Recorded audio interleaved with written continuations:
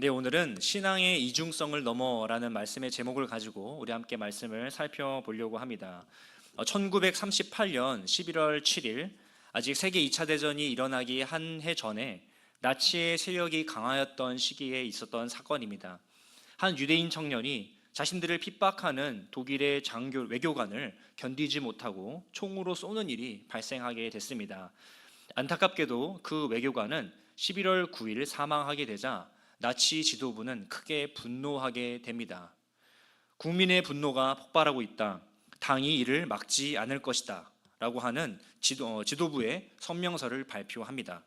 연설 직후 나치 조직에게 비공식적으로 명확한 행동 지시가 전달됩니다. 총 5가지 정도 전달되는데요. 첫 번째, 유대인의 회당은 불태워도 된다. 두 번째, 유대인의 상점의 파괴를 허용한다. 세 번째, 단 독일인의 소유의 건물은 피해주지 말아라. 네 번째, 경찰의 개입을 금지한다. 다섯 번째, 소방서는 제한적으로 출동한다. 이 내용들은 전신과 구두로 나치의 조직의 곳곳에 통해 전달되고 결국은 독일 전체로 퍼지게 됩니다.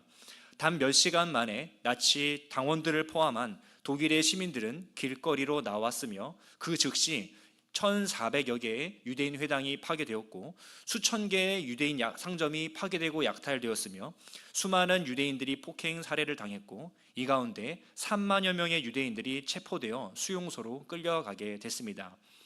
이 사건 이후에 길거리에는 수많은 깨진 유리 파편들이 길거리에 너무나도 가득하여서 훗날 이 사건을 크리스탈 나하트, 거리 유리 파편이라는 별명이 붙게 됩니다. 참 아이러니한 것은 이 사건 가운데 폭력을 주도하고 참여했던 것은 일반 시민이었다라는 것입니다. 이것도 분노한 군중이 아닌 나치가 설계하고 통제한 폭력이었습니다. 그런데 이 폭력에 참여한 시민들은 합리적이지도 않고 일반적이지도 않았던 이 명령들을 알면서도 따랐다는 것입니다. 당시 나치 권력에 대한 공포로 인해 그리고 다른 시민들이 참여하였기 때문에 나도 참여해야 한다라는 말들에 동조하며 따랐던 것입니다. 그 당시 기록에는 이런 내용도 있습니다. 어제까지 함께 저녁 식사를 했던 이웃이 오늘은 우리 가족에게 돌을 던지고 있다. 권력의 힘 앞에서는 침묵하고 동조하며 약자에게는 폭력을 휘두르는 인간의 이중적인 모습을 볼 수 있습니다. 강한 사람에게는 강하고 약한 사람에게는 강한, 소위 강약, 약강의 모습을 우리는 볼 수 있는 거죠. 그런데 이러한 이중적인 모습은 애석하게도 우리 모두 예외라고 할 수 없습니다. 어느 직장에 한 사람이 있습니다. 이 사람은 누구보다 예의 바르고 능력이 출중합니다. 직장 상사를 만나면 고개를 숙이고 그리고 말 한마디도 조심스럽게 합니다. 거래처 사람들을 만나면 미소를 잃지 않고 적당한 유머와 재치로 사람들의 마음을 편안하게 합니다. 그래서 사람들은 이 사람을 사람 참 좋다 혹은 일 정말 잘한다 라는 평가를 합니다. 그런데 이 사람이 사무실 문을 닫고 자신의 부하 직원의 앞에 서면 전혀 다른 사람이 됩니다. 조금만 실수가 있어도 날카롭게 쏘아붙이고 감정적인 언어가 섞여 나오며 때때로는 공개적인 자리에서 분노를 표출하기도 합니다. 어떤 때에는 폭력을 행사하기도 합니다. 같은 회사 아니지만 상사 앞에서와 아랫사람 앞에서의 모습이 전혀 다른 얼굴을 하고 있는 것입니다. 힘과 권력 앞에서는 조심하고 숙이며 자신의 힘과 권력이 있다고 느껴지는 자리에서는 자신의 감정대로 행동합니다. 또 다른 인물이 있습니다. 이 사람은 참 인상도 좋고 친절합니다. 또 이웃을 만나면 먼저 인사하고 다른 사람들의 이야기를 정말 잘 들어주는 사람입니다. 교회에서도 중직을 맡고 있으며 밝은 모습으로 많은 사람들에게 정말 좋은 귀감을 보여주는 사람입니다. 그런데 이상하게도 가장 가까운 곳, 가장 편안한 자리에서는 전혀 다른 얼굴을 하고 살아갑니다. 가족들에게는 쉽게 짜증을 내고 말이 거칠어지며 감정이 올라오면 통제하지 않습니다. 때로는 말로 상처를 주는 것을 넘어서서 그 감정과 행동이 폭력적으로 드러나기도 합니다. 같은 사람이 맞나 싶을 정도로 밖에서의 모습과 집안에서의 모습이 완전히 다릅니다. 다른 사람에게는 친절을 내보이지만 가장 사랑해야 할 사람들에게는 감정의 쓰레기통으로 삼고 있습니다. 우리는 이런 모습을 이상하다라고 말하면서도 사실은 우리 각자 안에 이러한 모습을 조금씩 갖고 있지 않은지 우리는 돌아보아야 합니다. 나보다 힘이 있는 사람들에게는 계산하고 조심하면서도 자신이 힘이 있다고 여겨지는 그 사람에게는 자신의 감정을 마구 휘두르는 모습을 우리는 스스로에게서 쉽게 발견할 수 있을 것입니다. 이것은 단순히 성격의 문제가 아닙니다. 그보다 더 깊은 문제일 수 있습니다. 이것은 그 사람이 무엇을 기준으로 살아가고 있는지 확인할 수 있는 가장 중요한 잣대이기 때문입니다.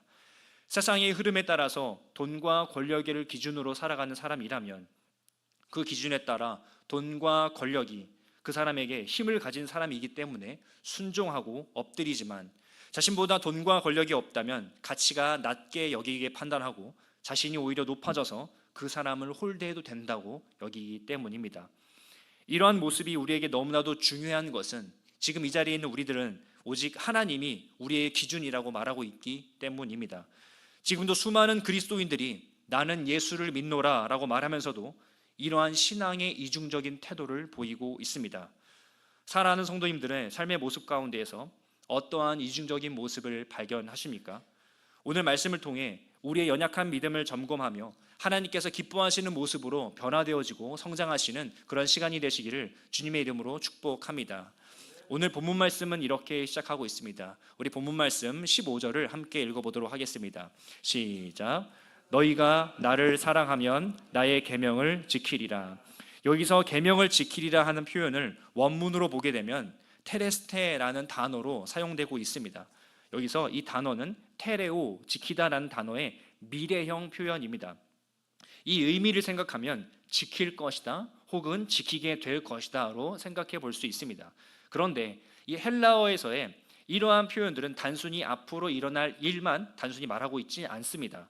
특별히 요한복음에서는 그 존재를 행위로 설명하고 있습니다. 행위라는 것은 명령하기 이전에 그 사람이 가지고 있는 정체성과 결과로 보는 것입니다. 그렇기 때문에 오늘 본문 말씀처럼 예수님을 사랑하면 계명을 지킨다라는 문법적인 특징이 나타나고 있는 것입니다. 그런데 이 문법적인 표현은 요한복음 곳곳에서 한번 살펴볼 수 있는데요. 화면을 보시고 요한복음 14장부터 15장까지 세 구절 말씀을 같이 한번 읽어보도록 하겠습니다.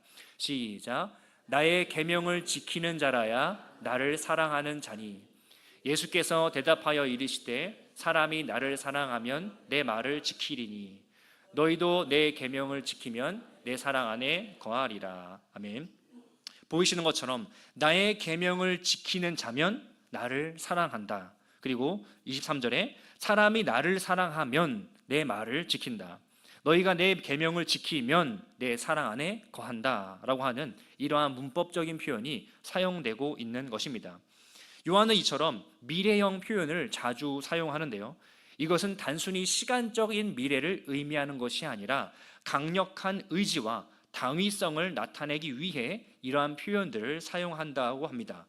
그렇기 때문에 오늘 본문 말씀에서 계명을 지키리라 라고 하는 표현은 율법과 의무로서 사람이 수동적으로 지키고 따라가야 하는 그러한 사랑이 아니라 자발적인 순종과 자발적인 책임으로서의 사랑을 말하고 있는 것입니다. 유대인에게 있어서 율법의 순종은 유대인으로서 당연히 의무적으로 마땅히 억지로 따라야 하는 것입니다. 하지만 예수님을 사랑하는 그리스도인들에게 있어서는 유대인들의 율법을 따르듯 예수님을 억지로 따르는 것이 아니라 자발적이고 순종하는 마음으로 예수님을 따르게 될 것이다 라고 말하고 있는 것입니다. 이것은 당시 유대인들이 하나님께서 주신 말씀들을 지키고 수호한다라고 말하면서도 율법의 정신인 하나님 사랑, 이웃 사랑에 대한 마음을 실천하지 않았기 때문입니다. 하나님의 말씀을 온전하게 실천하지 않는 그 유대인을 향해서 이 요한은 이 부분에서 그들을 지적하며 그들을 징계하고 그들을 지책하고 있는 것입니다. 또한 요한복음에서는 이러한 내용들이 점차 점진적으로 나타나는 것을 볼 수 있는데요. 요한복음 4장에서는 사마리아 지역에 찾아가신 그 예수님의 모습을 나타내고 있습니다. 당시 유대인들은 이방인의 피가 섞인 사마리아 사람들을 부정하다 여겼고 그들을 정죄하고 가까이 하지 않았습니다.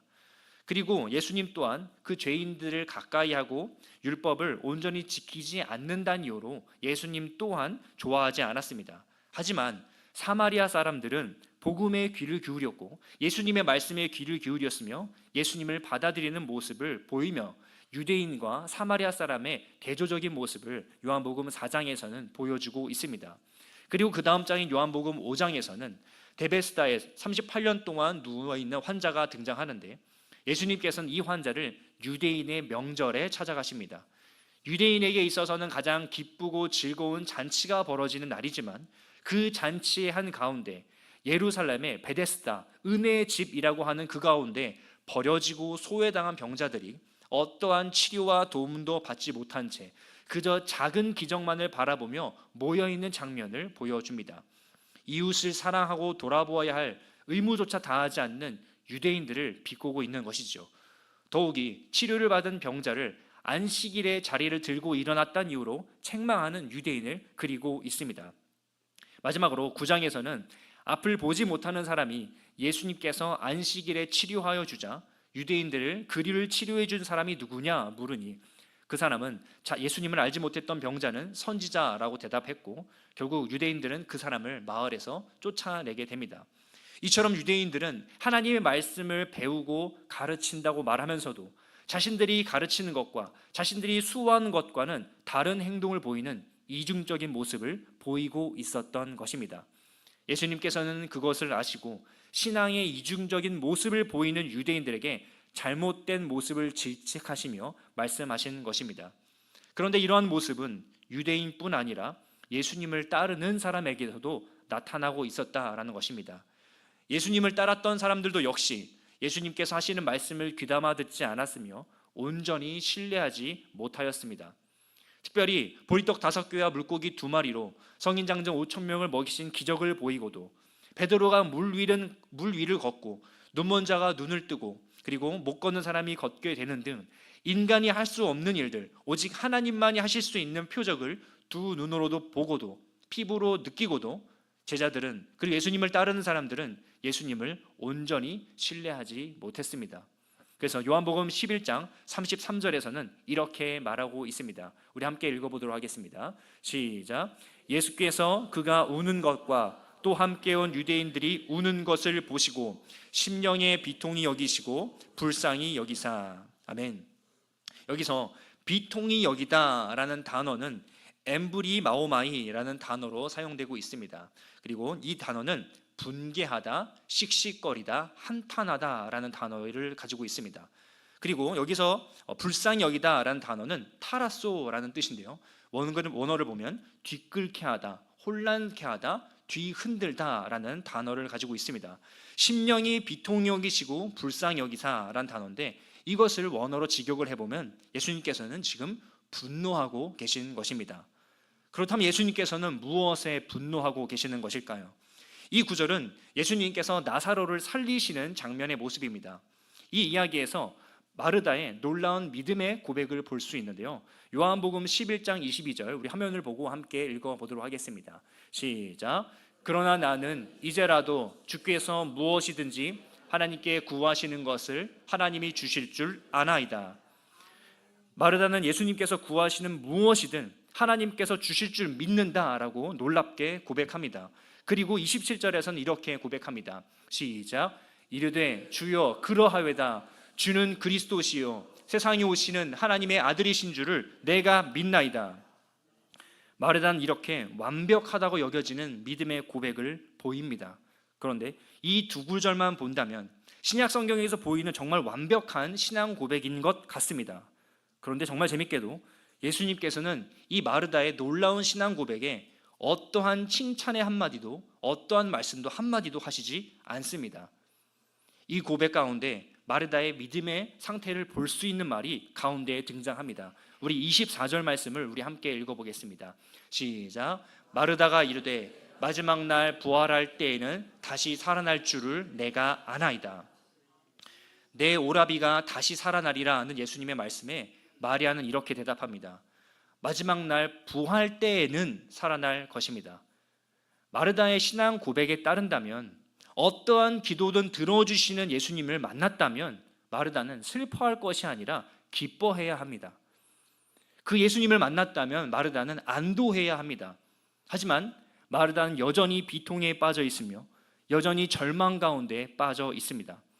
또한 예수님께서 너의 오라버니가 살아날 것이다 라는 이 예수님의 말씀에 마르다는 그걸 아주 단순히 마지막 부활 때에는 살아날 줄 믿습니다 라고 말하고 있습니다. 다시 살아날 것이라는 예수님의 표현은 단순히 미래에 일어날 일이 아니라 하나님의 예정된 구속의 역사 속에서 반드시 이루어질 사건임을 말하는 강력한 의지를 담아서 반드시 살아날 것이다 라고 말하였지만, 마르다는 여전히 마지막 부활 때에 라면서 자신의 생각과 방식으로 예수님의 사역을 제한해 버리고 있습니다. 그리고 나사로를 살리러 예수님께서 무덤 앞에서 돌을 치우라는 예수님의 명령에 이렇게 마르다는 대답합니다. 본문 말씀 11장 39절을 우리 화면을 보고 함께 읽겠습니다. 시작. 예수께서 이르시되 돌을 옮겨 놓으라 하시니 죽은 자의 누이 마르다가 이르되 주여 죽은 지가 사흘이 되었음에 벌써 냄새가 나나이다. 마르다의 고백을 한번 정리해 볼까요? 이제라도 주님께서 무엇이든지 하나님께 구하시면 하나님께서 주실 줄 믿습니다. 주님은 그리스도이시고 살아계신 하나님의 아들이십니다. 그런데요 주님, 지금 부활은 아니고 제가 생각한 마지막 때에 부활할 줄 믿습니다. 그리고 주님, 죽은 지 사흘이나 돼서 벌써 냄새가 납니다. 그리고 예수님께서 그곳에 오신 것을 알면서도 나사로의 죽음으로 여전히 슬퍼하는 마리아와 사람들의 모습을 보시고 이것 때문에 예수님께서는 분노하신 것입니다. 이렇게나 믿음이 연약한 인간을 향해 분노하셨고, 너무나도 미련하고 불쌍하게 그지없는 자신이 너무나도 사랑하는 그 인간들이 죄로 인해서 사탄에 의해서 죽어있는 그 상황이 너무나도 분노하신 것입니다. 이렇게 많은 성경의 인물들 역시 신앙의 이중적인 모습을 가지고 있었습니다. 입으로는 주님이라고 고백했지만 눈앞에 보이는 현실들을 너무나도 크게 느꼈기에 역사하실 하나님을 인정하지 않았고 기대하지 않았습니다. 또한 예수님께서 말씀하시는 하나님의 아들이라는 말씀보다 자신이 꿈꿔왔고 자신이 생각했던, 그리고 민족이 고대했던 메시아의 모습으로 보기 위해 애를 썼는지도 모르겠습니다. 이런 성경의 인물들의 믿음의 모습, 신앙의 이중적인 모습은 멀리 있지 않습니다. 교회에서 직분을 감당하고 여러 가지 봉사로 부서를 섬기고 교회를 섬기는 등 나름의 신앙 고백을 온몸으로 증명하며 실천해 왔지만 삶의 폭풍 앞에서 너무나도 쉽게 고꾸라지는 우리의 연약한 믿음을 보게 됩니다. 찬양으로 섬기며 주님을 노래하지만 나의 입술로 사업의 실패 때문에, 자녀의 진로의 문제 때문에 좌절과 절망을 외치고 있지는 않습니까? 청소와 주방 봉사로 교회를 섬기지만 삶의 현장에서는 직장 동료 하나 섬기지 않고 부하 직원을 하대하며 괴롭히고 태우는 모습을 갖고 있지는 않습니까? 교회에서는 부서 재정을 관리하지만 직장에서는 법의 허점과 맹점을 이용하여 부당한 이득을 취하고 더러운 방법으로 이득을 취하고 계시지는 않습니까? 교회에서는 임원이라 말하며 공동체의 리더로 앞장서지만 학업의 현장에서는 재정의 어려움을 핑계로 서적을 불법으로 복사하고 컨닝하며 서로 출석을 대신 불러주는 것들로 너무나도 자연스럽게 앞장서고 있지는 않습니까? 사랑하는 성도님들, 우리의 믿음은 어떠합니까? 성도님들의 신앙 고백과 삶에서의 태도가 얼마나 벌어져 있습니까? 말씀을 전하는 저 역시도 이 범죄에서 자유롭지 못합니다. 저 역시도 교회에서의 모습과 가정에서의 모습, 제 개인의 삶에서의 모습에 큰 차이를 느낄 때가 종종 있습니다. 한국 교회에 정말 많은 청년들이 교회를 떠나고 있습니다. 그 큰 비율을 차지하는 것 중에 하나가 바로 이 신앙의 이중성 때문이라고 합니다. 자신의 부모님이 장로, 권사, 집사라는 직분을 가진 부모가 교회 생활 때문에 가정을 돌보지 않고 집에서는 자녀를 억압하는 모습을 보고 교회에서는 위선적인 모습을 바라며 집안에서, 직장에서는 술과 담배로 유흥과 쾌락으로 즐기는 모습을 보며 그것을 보고 자란 세대가 교회를 떠나고 있습니다. 부모의 이중적인 모습을 보고 교회를 멀리하고 있는 것입니다. 이처럼 우리의 믿음은 너무나도 쉽게 깨어지고 부서지는 모래와도 같습니다. 이렇게 연약한 제자들을 향해, 그리고 우리를 향해 예수님께서는 말씀하십니다. 너희가 나를 사랑한다면 나의 계명을 지킬 것이다. 예수님을 진정으로 사랑하게 된다면 예수님의 계명을 억지로 의무로 지키는 것이 아니라 자발적으로 순종함으로 예수님을 사랑하는 책임을 따르게 될 것임을 말하고 있는 것입니다. 제자들도 지금 예수님을 따르고 있지만 아직은 완성되지 않은 어딘가 부족한 상황입니다. 그들의 입술의 고백과 그들의 행동이 나뉘어져서 온전치 못한 모습을 보이고 있습니다. 하지만 예수님께서는 그 연약한 믿음의 공백을 예수님께서 채워주고 계십니다. 우리 본문으로 돌아와서 본문 말씀 14장 16절을 우리 함께 읽어보도록 하겠습니다. 시작.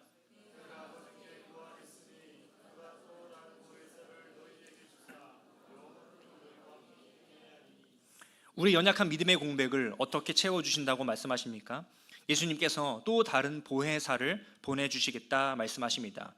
여기서 보혜사 파라클레토스는 옆에서 변호하는 자, 변호자, 중재자, 위로자의 뜻을 가지고 있는데 그 분을 보내주시겠다라는 것입니다. 그리고 이어진 말씀을 한번 읽어보도록 하겠습니다. 17절입니다. 시작.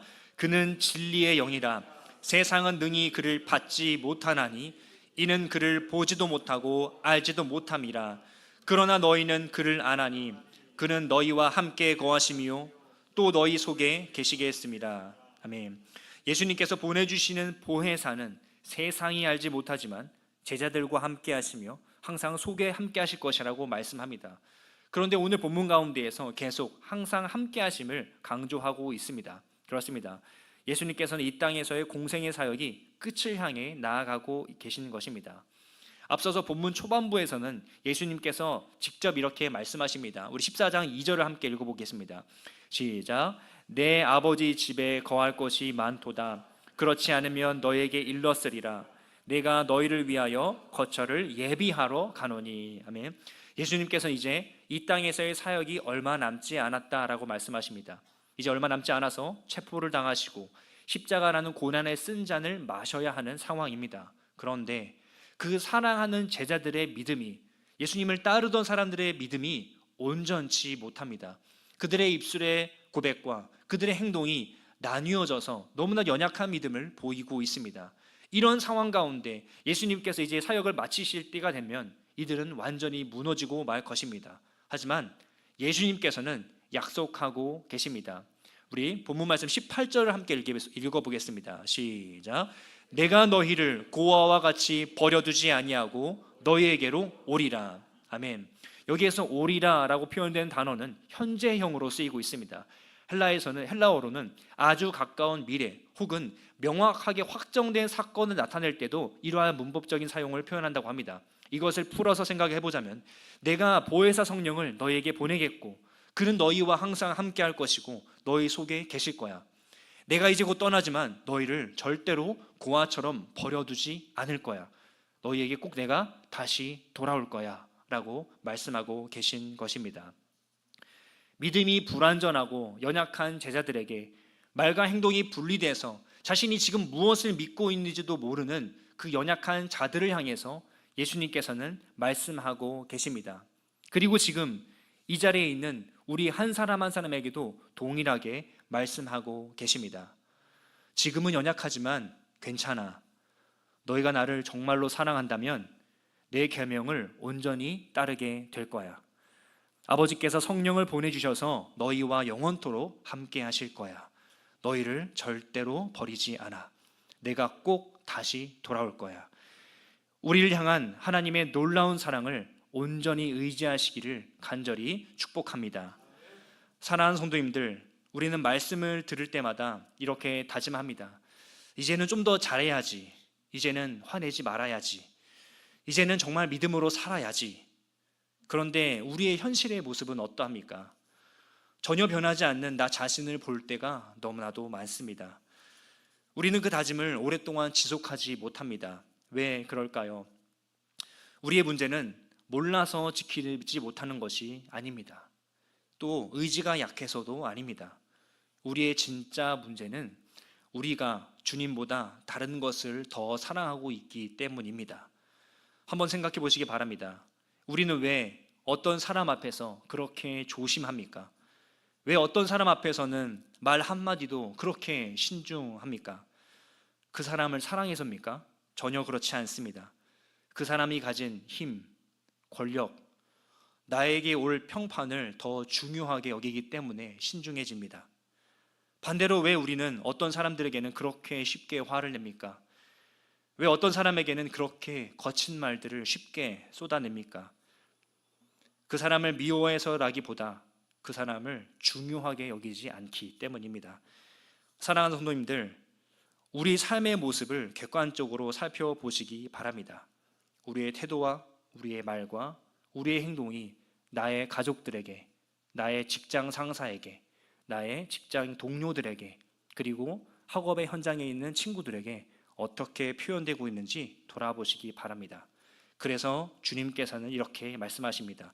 우리 본문 말씀 15절을 함께 읽어보도록 하겠습니다. 시작. 너희가 나를 사랑한다면 나의 계명을 지키리라. 아멘.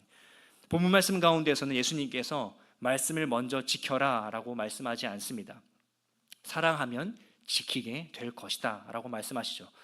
사랑하는 성도님들, 우리는 더 잘 하려고 애쓰는 것보다 우선 되어야 할 것은 주님을 사랑하는 것이 우선 되어야 합니다. 그래서 우리 성도님들도 무엇보다 주님을 더욱더 사랑하시는 우리 모든 성도님 되시기를 주님의 이름으로 축복합니다. 그렇다면 우리는 삶의 현장 가운데서 어떻게 살아가야 할까요? 무엇보다 우리는 삶의 현장 가운데서 먼저 너무나도 많은 것을 바꾸려고 해서 오늘 말씀을 듣고 이제부터 완전히 달라져야지 라고 그렇게 결심하지 않으셔도 좋을 것 같습니다. 대신 이거 하나만 결정했으면 좋겠습니다.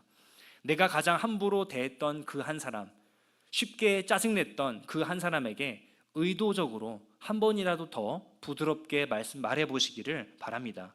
감정이 격해지는 순간, 감정이 올라오는 순간 바로 말하지 마시고 그 단 한 번만 속으로 기도해 보시기 바랍니다. 주님, 제가 지금 이 순간에도 주님을 사랑할 수 있게 도와주십시오. 주님, 제가 이 순간 나에게 허락하신 이 사람에게 예수님의 사랑을 실천할 수 있도록 주님 도와주십시오 라고 기도해 보시기 바랍니다. 사랑하는 성도님들, 우리의 신앙은 거창한 결심에서 자라지 않습니다. 아주 작은 순종에서부터 우리가 신앙의 성장이 시작된다는 것을 기억하시기 바랍니다. 그리고 이 작은 순종이 쌓일 때 우리의 삶은 아주 조금씩 그리고 분명하게 변화될 것입니다. 이제는 우리의 신앙의 고백이 주님, 제가 이제 더 잘 살겠습니다 이게 아니라 이제는 주님, 제가 주님을 더 사랑하길 원합니다. 그리고 그 사랑을 오늘 단 한 가지 아주 작은 것으로 순종하며 살아내겠습니다 라고 고백하는 우리 모든 성도님들이 되시기를 주님의 이름으로 축복합니다. 이러한 고백이 성도님들의 입술에서 터져 나올 때 우리의 믿음은 말이 아니라 우리의 삶으로 변화되며 그리고 증명되기 시작할 것입니다. 말씀을 맺겠습니다. 사랑하는 성도님들, 우리는 우리의 모습을 보았습니다. 우리는 때때로 강한 자 앞에서는 약해지고 약한 자 앞에서는 강한 그런 이중적인 모습을 가지고 있습니다. 뿐만 아니라 입술로는 주님 사랑합니다 라고 말하지만 삶에서는 여전히 다른 것을 더 사랑하며 살아가는 우리의 연약한 믿음을 보았습니다. 그런데도 주님은 우리를 향해 말씀하십니다. 너희가 나를 사랑하면 나의 계명을 지킬 것이다. 사랑하는 성도님들, 이 말씀은 우리에게 주시는 약속입니다. 너희가 나를 사랑하게 되면 너희의 삶이 변화될 것이다. 이것은 주님의 선언입니다. 그리고 주님은 거기서 멈추지 않으셨습니다. 연약한 우리의 믿음 가운데 실패와 연약함으로 온전치 못한 우리에게 내가 너희를 고아와 같이 버려두지 않겠다. 보혜사 성령을 너에게 보내주겠다. 내가 너희와 영원토록 함께하겠다라고 말씀으로 약속해 주셨습니다. 무엇보다 우리가 기억해야 할 것은 연약한 나를 변화시키는 것은 우리의 결심이 아니라 우리 안에 함께하시는 성령 하나님이심을 기억하시기를 바랍니다. 지금은 연약해도 괜찮습니다. 또한 부족해도 괜찮습니다. 예수님께서 우리를 버리지 아니하시며 끝까지 함께하실 것이고 우리를 분명히 변화시켜 주실 것입니다. 오늘 이 말씀을 붙잡고 믿음으로 승리하시며 삶의 현장 가운데에서 변화되어지는 우리 모든 성도님 되시기를 주님의 이름으로 축복합니다. 우리 이렇게 말씀을 기억하면서 함께 우리 찬양 한번 부르시도록 하겠습니다. 우리 찬양의 말씀을 기억하면서 우리 가사를 기억하며 함께 우리 불러보도록 하겠습니다.